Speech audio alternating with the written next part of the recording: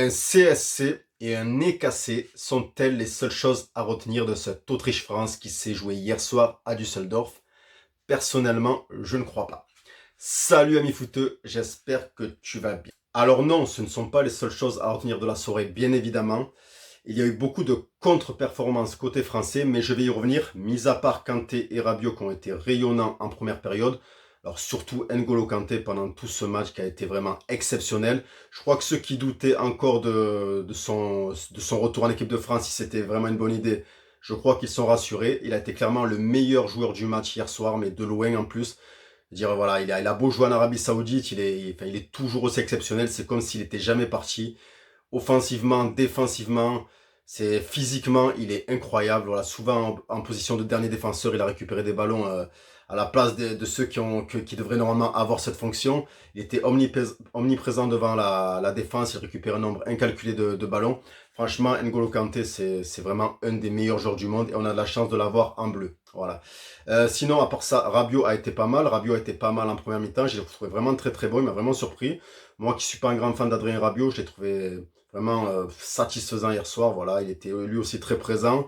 Il cassait les lignes. Il était impactant dans les actions offensives. Donc ça fait plaisir de voir que Adrien Rabiot est au rendez-vous. En cette première mi-temps, donc il y aura une domination française pas, pas très grande, mais quand même légèrement au-dessus du niveau autrichien, du jeu autrichien. Et c'est Kylian Mbappé, justement, à la 7e minute, lancé par Adrien Rabiot, justement, qui se verra obtenir un face-à-face avec le gardien autrichien. Lui qui d'habitude ouvre son pied un peu à la Thierry Henry. Là, il choisira le premier poteau. Malheureusement, il échouera et ça ne fera pas 1-0 pour les Bleus. Alors, les Autrichiens et les répondent présents. Voilà, on voit bien que c'est l'Autriche qui avait envoyé un message à toute l'Europe en 2023-2024 qu'il faudra compter avec Dassault Euro. Moi, perso, je les ai trouvés pas mauvais. Bon, il manque certains joueurs comme le leader David Alaba. Mais voilà, j'ai quand même trouvé les Français au-dessus, malgré qu'aujourd'hui on critique encore les Français un peu partout dans les médias, j'ai cru comprendre. Mais voilà, j'ai trouvé plutôt bon les Autrichiens, les Français également. Ils se sont livrés une belle bataille au milieu du terrain. D'ailleurs, il y aura une alerte sur le but de Maignan à la 30e minute. C'est Sabitzer sur un centre de Grealish, je crois, qui remet le ballon à Baumgartner.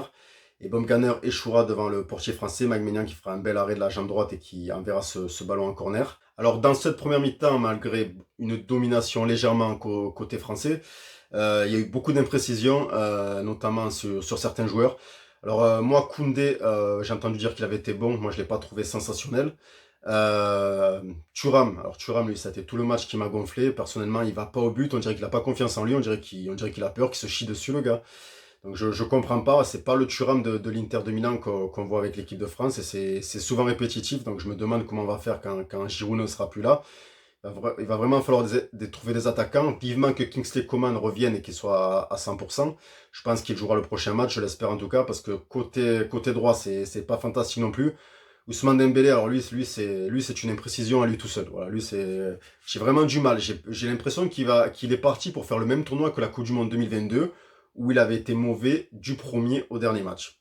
Voilà, bon bref, après Didier Deschamps fait ses choix, moi quand même je garde confiance en ses choix. Maintenant ça va être compliqué pour lui, surtout quand on a vu ce qui est arrivé à Mbappé, mais je vais y revenir. 2 minutes plus tard, une offensive côté français, c'est Mbappé qui est dans la surface côté droit et face à Mouené. Il le dépose comme un vulgaire chiffon. Il centre fort devant le but et c'est Wöber, le joueur de Mönchengladbach, qui dévie le ballon de la tête dans ses propres filets. Ça fait 1-0 pour les Bleus. Alors est-ce que c'est mérité? J'ai quand même envie de dire oui, parce que bon, j'entends plein de choses depuis hier soir. J'ai quand même envie de dire oui, c'est mérité. Il y avait une légère domination française dans cette première mi-temps. Mais je le répète, les Autrichiens sont loin d'être dégueulasses. Au retour des vestiaires, il y a pour moi qu'une seule équipe sur le terrain, notamment dans le premier quart d'heure, et c'est l'Autriche. Alors je sais pas ce qui s'est passé à la mi-temps. D'habitude, je sais que justement quand c'est Deschamps qui a la baguette, normalement les Français reviennent avec de meilleures intentions s'ils n'ont pas été fantastiques en première mi-temps. Mais là, voilà, là c'est clairement l'Autriche qui prend l'ascendant sur le jeu, qui domine. Alors ça durera un quart d'heure heureusement. Mais au milieu de ce quart d'heure, il y aura une occasion côté français, paradoxalement. C'est Mbappé qui va se retrouver en face à face avec le gardien autrichien. Je pense qu'on est nombreux à avoir cru au but. Malheureusement, il ouvre trop son pied et il tirera à côté des cages. Du coup, on restera 1-0. La France, à ce moment-là, la partie commence à reprendre l'ascendant. 10 minutes plus tard, c'est Antoine Griezmann sur un beau centre à ras de terre de Théo Hernandez qui sera à quelques centimètres de doubler la mise. Donc voilà, la France a eu quand même quelques occasions. On aurait pu mener 2 ou 3-0. Alors certains te diront oui, mais ils l'ont pas fait. Des fois ça va, des fois ça va pas. Donc hier soir, c'est pas allé. Puis viendra ce fait de jeu à la 84e minute, ce dont tout le monde parle aujourd'hui, ce dont toute la France parle aujourd'hui, le nez de Kylian Mbappé. Alors Kylian Mbappé, avec un choc avec Denzo, ben, c'est cassé le nez apparemment. Je pense que ça s'est bien vu sur les images. Donc est-ce qu'il sera là vendredi contre les Pays-Bas? Je l'espère. Alors il y en a qui disent qu'il va se faire opérer, d'autres qui disent qu'il ne se va pas se faire opérer. Enfin moi j'attends de voir, j'attends les nouvelles, j'en sais pas plus. Maintenant, jouer avec un nez cassé, et je parle en connaissance de cause, c'est pas simple. C'est pas simple, pas seulement par rapport à la douleur, mais par rapport à la respiration. Et c'est exactement ce qu'un chirurgien a dit justement. C'est qu'en fait, alors en plus s'il est mal opéré, alors ce que je lui souhaite pas, parce que moi je sais que personnellement pour mon cas perso, je sais que moi j'ai été mal opéré du nez. Et aujourd'hui, ça fait 20 ans que je ne respire que d'une narine.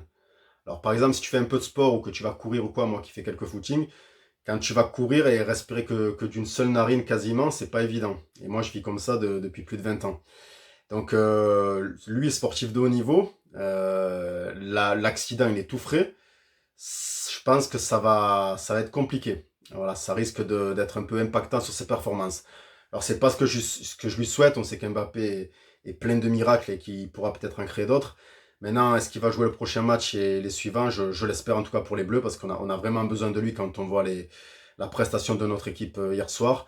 Même sa prestation à lui qui n'était pas exceptionnelle, sachant qu'il était attendu au tournant.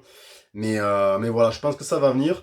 On est habitué à voir les Bleus pas forcément toujours bien démarrer. Moi, je me souviens notamment de ce match en 2018 où ils ont été champions du monde à la fin contre l'Australie. On gagne 2-1. Les deux buts, c'est un penalty, pas terrible, et un CSC. Voilà, ça a fait 2-1, on a battu l'Australie. Et après, qu'est-ce qu'on a fait? On est monté en puissance et on a gagné la Coupe du Monde. Donc on va pas s'alarmer, on va attendre les nouvelles de Kylian Mbappé, puis en espérant que les Bleus remportent leur prochain match et nous fassent un bel euro. Voilà. Voilà, concernant les comptes performance individuelle, ben, je t'en ai parlé tout à l'heure. Voilà, à Saliba, alors je vais peut-être me faire tirer dessus. Je vais peut-être me faire tirer dessus. Mais j'ai encore des doutes. J'ai encore des doutes sur Saliba pour moi titulaire en bleu. Voilà, je préfère, c'est mon choix perso à moi, c'est mon goût perso à moi. Je préfère quand c'est Upamecano Konaté. Voilà, surtout Konaté, qui n'a pas joué hier soir. Après, ils se sont bien entendus les deux aussi quand même. Mais je sais pas, Saliba, j'ai un peu une crainte. Je sais pas, j'ai la sensation que je sais pas. Dans ses ressorties de balles, des fois, j'ai la sensation qu'il peut faire une couille. Après, il y a de nombreux défenseurs qui sont bons et qui ont ce profil-là, tu sais, du grand défenseur, du bon défenseur, mais qui peut quand même te faire une couille. Voilà, c'est arrivé à des géants, hein, comme Laurent Blanc, par exemple. Mais bon, Laurent Blanc, c'est encore un niveau au-dessus. Donc, ça peut arriver à tout le monde. Mais j'espère changer d'avis sur Saliba, vraiment, parce que voilà, c'est un bon gars en plus. Voilà. Ben, sinon, j'ai pas plus à dire. Je vais pas m'attarder plus. Voilà. Allez les Bleus. Pourvu que ça dure, qu'on fasse 7 matchs dans cette compétition. Tu sais que si tu fais 7 matchs, ça veut dire que tu es allé en finale. Et pourquoi pas aller au bout, je l'espère. En tout cas, ça va être compliqué. Ça va être compliqué dans cet euro parce que j'ai vu de sacrées équipes, notamment l'Espagne qui m'a beaucoup impressionné. L'Allemagne aussi, même si l'adversaire était un peu inférieur. On verra ce que ça va donner. On verra ce que ça va donner. Allez, moi, je vais pas m'attarder plus. N'hésite pas à liker, t'abonner, partager si le cœur t'en dit. Et moi, je te dis à bientôt pour une prochaine vidéo. Et allez les Bleus. Ciao, ciao.